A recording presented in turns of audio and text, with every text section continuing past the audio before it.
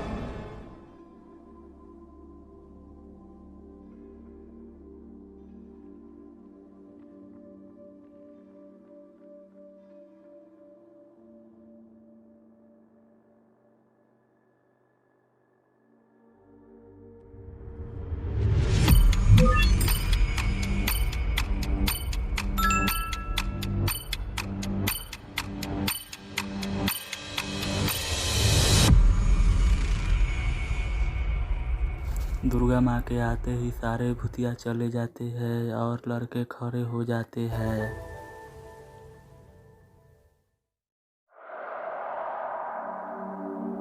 बिट्टू अपने घर के रास्ते चल जाते हैं।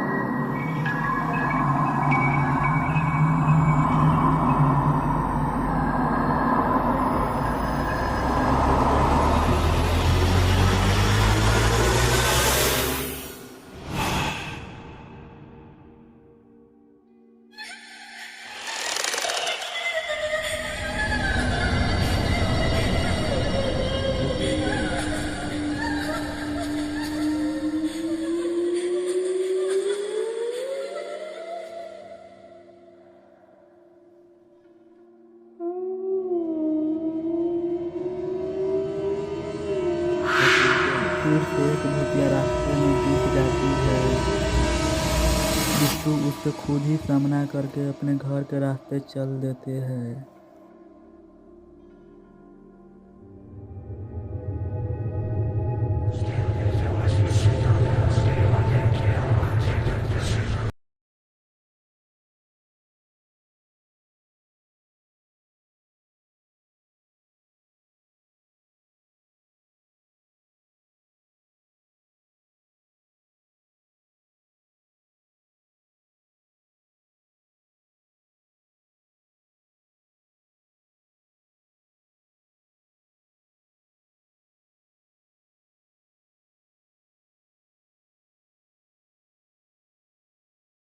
बिट्टू सही सलामत अपने घर पहुंच जाते हैं।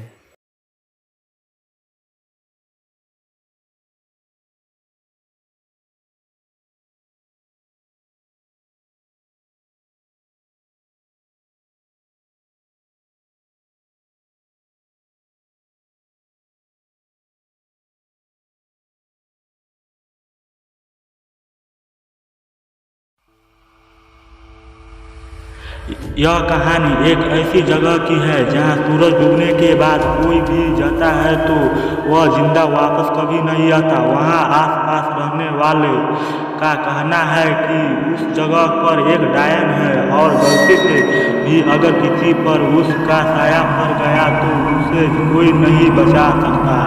वहाँ रहने वाले लोग उस जगह को डायन कोट के नाम से जानते हैं। डायन कोट में सूरज डूबने के बाद कोई जानवर भी गलती से नहीं जाता, क्योंकि वहाँ रह रही डायन को यह बिल्कुल भी नहीं पसंद कि कोई उस डायन कोट में आए। अविंता और रजत शाम 7 बजे घूम फिर कर अपने घर की ओर अपनी बाइक से वापस जा रहे थे। तभी रजत ने अविंता से कहा, अबे भाई बाइक रोक जल्दी। रजत की बात सुनकर अविंता ने तुरंत बाइक की ब्रेक मारी और कहा, अबे क्या हुआ भाई? फिर रजत ने कहा, अरे भाई तू इस रास्ते से किसी क्यों बाइक ले जा रहा है? तुझे पता नहीं क्या अब सूरज डूब गया है और सूरज डूबने के बाद कोई इस रास्ते से नहीं जाता।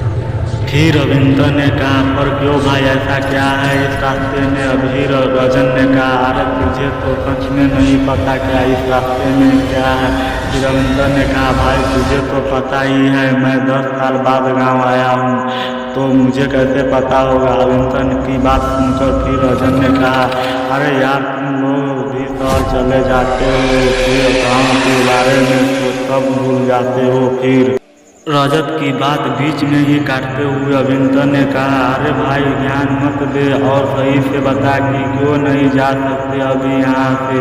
फिर रजत ने कहा, भाई तू मुझे बोलने देगा तभी तो बताऊंगा कुछ।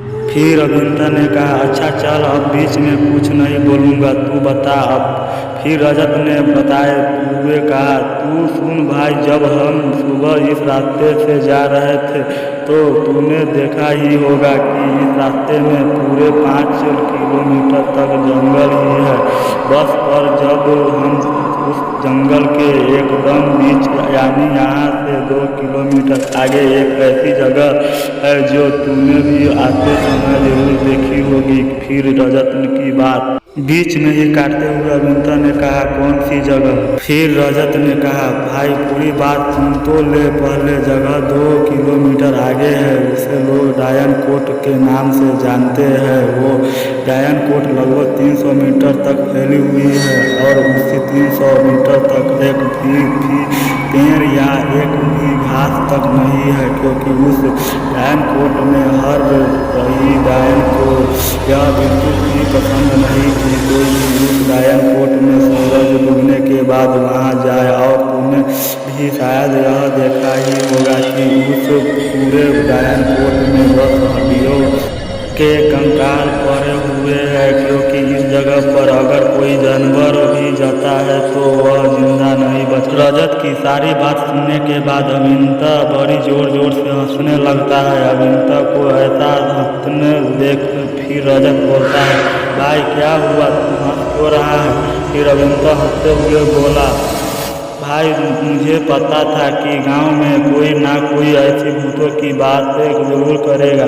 इतना बोलकर अविंता फिर से जोर जोर से हंसने लगता है। पर रजत समझता कि शहर के लोग भी जल्दी से किसी भूतों या डायन जैसी चीज़ों पर विश्वास नहीं करेगा। इसलिए रजत फिर अविंता से बोलता है, भाई तुझे विश्वास हो या न हो, पर भाई हम भी इस समय इस रास्ते से नहीं आ जाएंगे। बस और तू बाइक लिए दूसरे वाले रास्ते की तरफ मोड़ दे।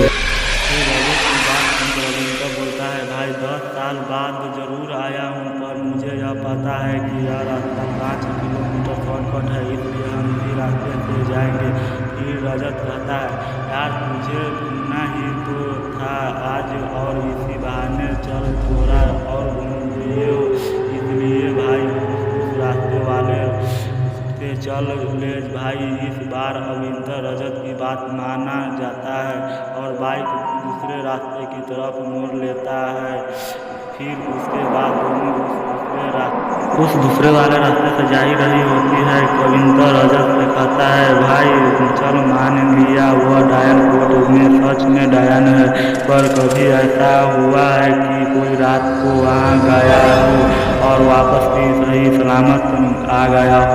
अविंता की बात सुनकर फिर रजत ने कहा, हाँ भाई, वापस तो आया है पर सही सलामत नहीं आया। फिर अविंता ने कहा, कौन आया है और उसके साथ ऐसा क्या हुआ जो तू बोल रहा है कि सही सलामत नहीं आया? फिर रजत ने कहा, तू ब्रजेश को जानता ही होगा। फिर अविंता ने कहा, कौन ब्रजेश? अविंता की बात सुनकर फिर रजत बोलता है, अरे भाई, ब्रजेश जिसे बचपन में सब नानी बोलते थे, अब याद आ गया कुछ? फिर अविंता ने अपना सर खुजाते हुए कहा, हाँ वही ना, जिसकी हमेशा नाक बहती रहती थी और सब बोलते थे कि नागिन का जहर निकल रहा है, इसलिए हमने बाद में उसका नाम ही नागिन रख दिया। फिर रजत बोलता है, हाँ वही नागिन। फिर से रजत भी की बात बीच में ही काटते हुए अविंता ने कहा, वही नागिन कहाँ से वापस आया था? पर वह अभी सही है या नहीं? फिर रजत ने कहा, ना यार, वो अब बिल्कुल सही नहीं है। उसकी अब ऐसी हालत हो गई है कि कोई उसे नहीं पहचान सकता। वो बहुत बुरी हालत में है वह अब। पर कोई क्या करे, सब ने उसे उस रास्ते से रात में जाने से मना करा था, पर उसने एक शर्त के चक्कर में अपनी पूरी जिंदगी बर्बाद कर ली थी। उसकी शादी भी होने वाली थी, पर उसकी ऐसी हालत होने की वजह से उसकी शादी भी टूट गई। पर अब हम क्या कर सकते हैं? फिर रजत की बात खत्म होते हैं वो अविंता बोलता है, पर उसके हुआ क्या है? तू बार बार बस यही बोल रहा है कि उसने अपनी जिंदगी बर्बाद कर ली, पर उसके साथ हुआ क्या है यह भी तो बता। फिर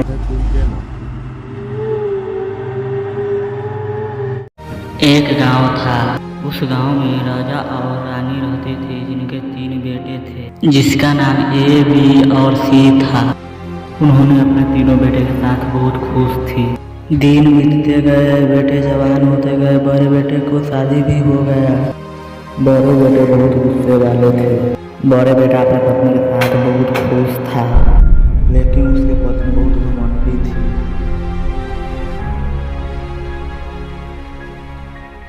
जिंदगी बदलने वाली 5 बातें। नंबर 1, जीत निश्चित होता है तो कोई भी लड़ जाते हैं। बहादुर वो होता है जो हार निश्चित होने पर भी लड़ जाते हैं। नंबर 2, गलती करके जो अपने गलती को स्वीकार नहीं करता वह फिर से गलती कर जाते हैं। नंबर 3, नालायक। माता पिता अपने बच्चे को पढ़ा लिखा कर लायक बनाता है, लेकिन इतना भी मत पढ़ाना कि आपको ही नालायक समझने लगे।